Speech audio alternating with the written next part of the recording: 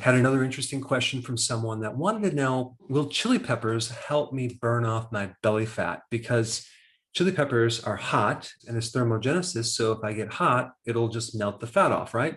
Now, that's not exactly how it works. I mean, you can take fat in a solid form and melt it with heat, but by consuming certain foods that generate more heat, it's not going to melt your fat off, okay? However, there's some interesting studies that I'm going to talk about relating to chili peppers, but specifically the ingredient capsaicin to help you lose weight.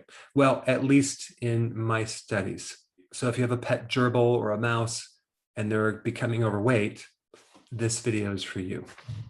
Now, capsaicin, the active ingredient in chili peppers, is usually used to decrease pain and inflammation. It's used topically in certain creams. A lot of people who have rheumatoid arthritis use it with pretty good success because it reduces something called substance P, which has everything to do with pain communications through the body.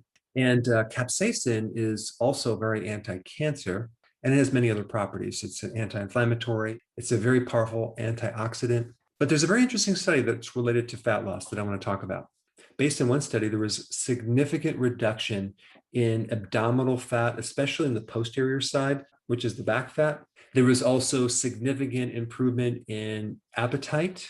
It helped satiety, mainly because apparently it improves leptin resistance. There was less triglycerides stored in the fat, so there was less of a fatty liver. There was also improvement in the microbiome that can help your blood sugars and help make insulin more sensitive.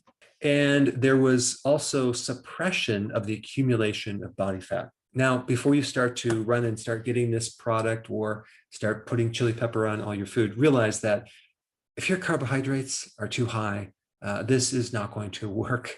I mean, it might enhance things a little bit if you're already on a low carb diet and you're doing intermittent fasting. But there's many different phytonutrients in plants and vegetables that have a thermogenic effect, but the vast majority of these studies are done on mice, not humans. So I don't want to set you up for some unrealistic expectations, but in general, chili peppers are actually a very good spice if you can tolerate the heat sensation, which personally I cannot consume things that are too hot. I like the chili peppers that are a bit more mild. But go ahead and comment down below and tell me if you can tolerate chili peppers or other peppers and what your experiences are in consuming them.